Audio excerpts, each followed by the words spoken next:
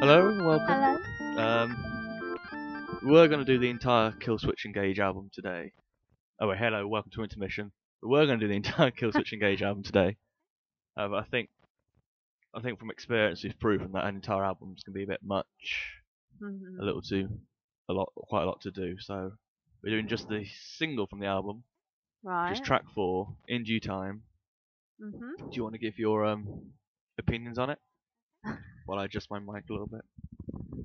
There we go. I wish I could actually remember, which is really funny because of all the songs we listened to, I can't remember what that one was actually like. I'll try and put it on now, just for the speakers. The speakers give a bit of echo, but let's try.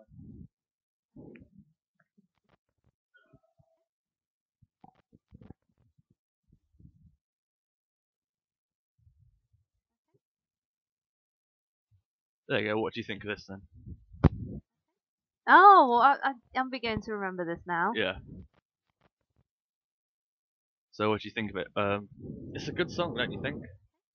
Yeah. I mean, when I've listened to the whole album, I actually think it's very good. It's probably the first of your stuff that I actually like. Well, Um. I Yeah. listened to a lot of Killswitch Engage when I was a bit younger, sort of like 15, 16, 17-ish. Yeah. So when we listened to this, I kind of sort of lulled back into that sort of mode where I just wasn't really paying attention. But that's only because I listened to it a lot, and Mhm. therefore it wasn't different enough for me to actually sort of remember Yeah. the same way. It was kind of like old times if I was playing, like doing other things at the same time. Turn the speakers back off so they don't get the echo through. Yeah. So yeah, I really enjoyed it. My brother should come up soon. We'll talk a bit more about it. Sturge come back and Well, him being a musician, I yeah. guess. Well, But I yeah, I don't. thought we'd get what your opinions on it were first. Well, I think overall it's For very someone who good. isn't normally sort of like a heavy metal fan.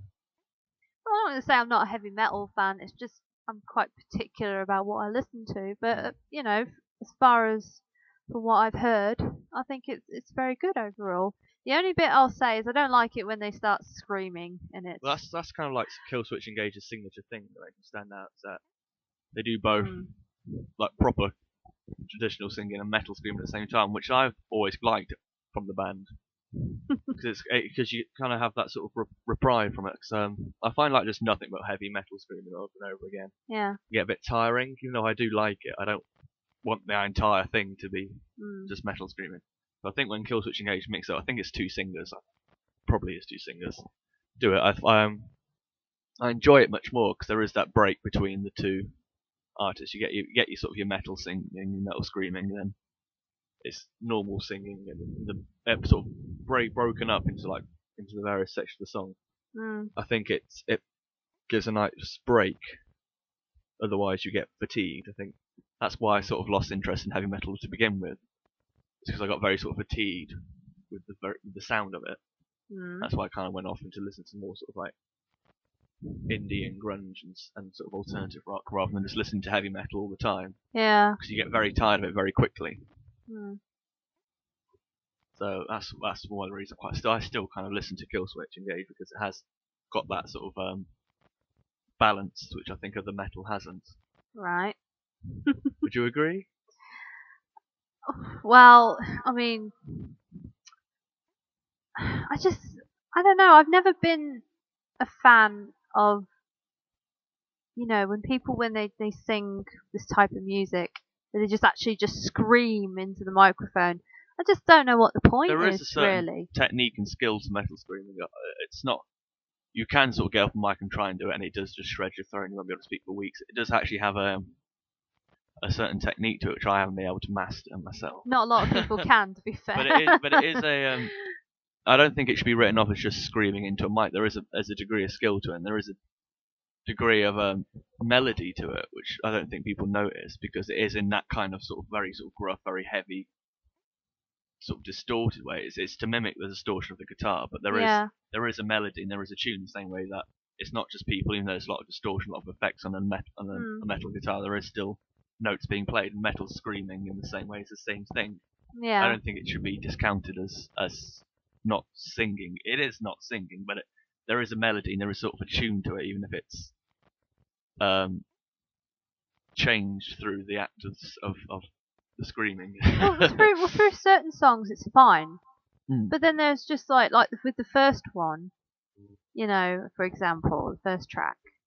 I just felt that it was obviously it went through, you know, the two where it was singing and then it was basically just really bad screaming.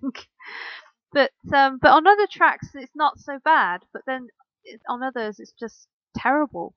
So what do you think of the track that we're going to be sort of looking at, the In Due Time track? It's a good track. It's a good track. It's a good track. It does. Out of all of them, it hasn't got that metal screaming as much. That's probably why you enjoyed it. That's probably why. Yeah. Yeah.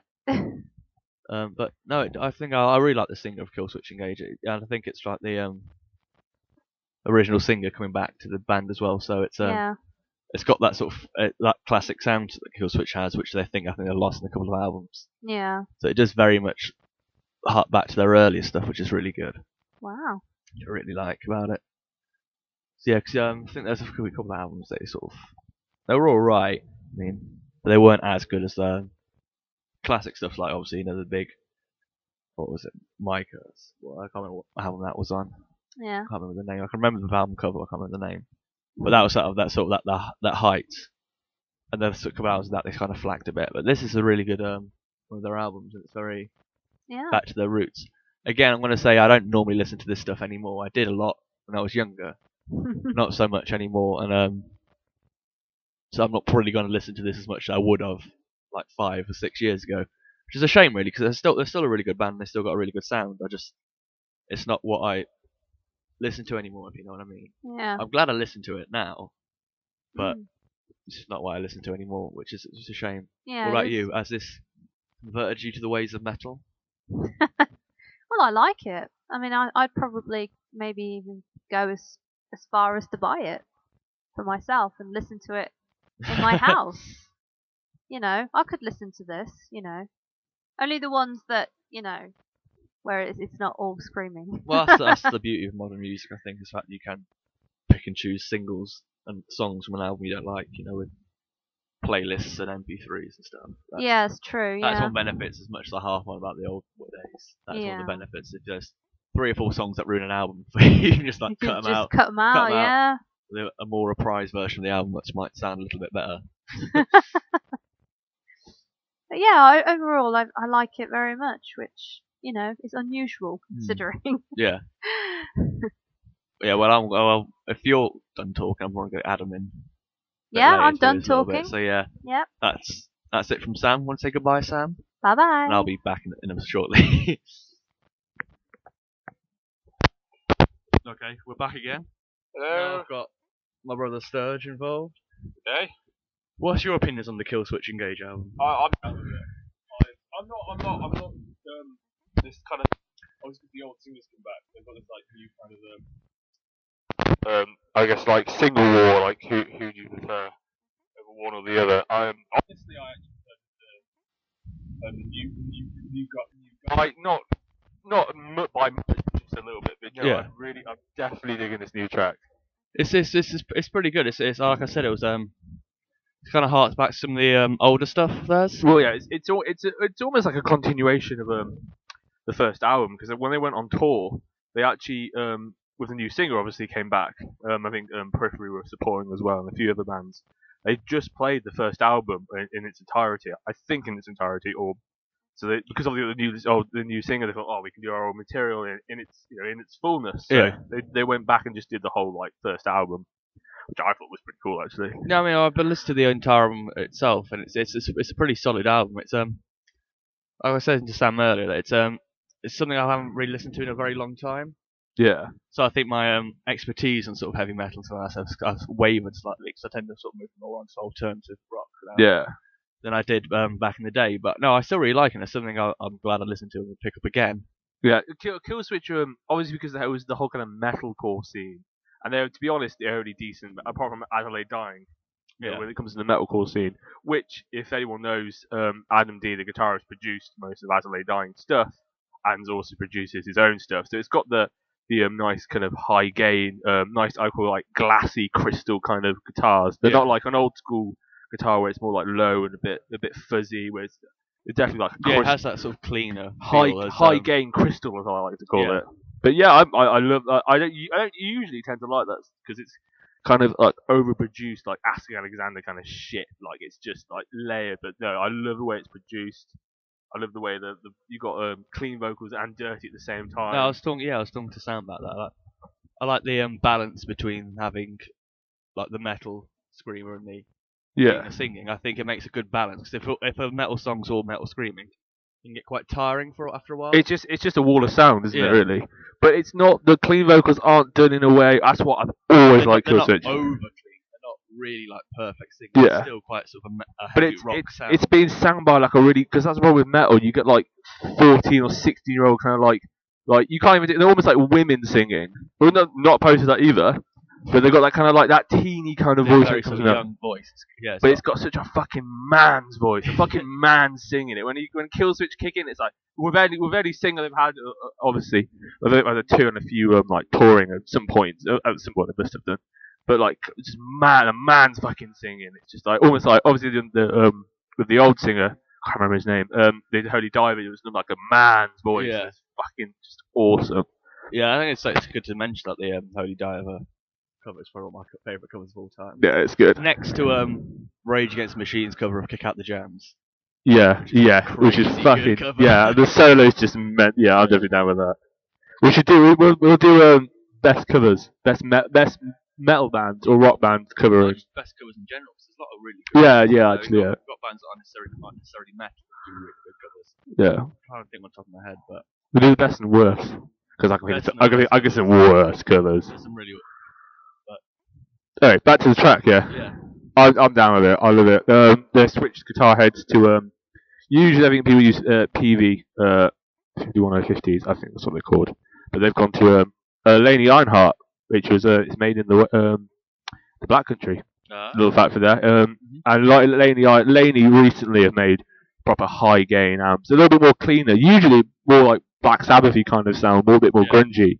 But the Laney Ironhearts, it's Laney Ironhearts, are just fucking phenomenal, and that's what they're using on this track, which is just the bass is always punchy and drums, Yamaha drums. It sounds very sort of not clean, but it sounds very sort of well put together. Yeah, Adam D's a fucking awesome producer, and it's clever layering again. A bit like last week when I was talking about Alice in Chains, clever layering. If you're gonna layer lots of guitars, do it clever. A lot of bands just stereo, left, right, it's just overkill.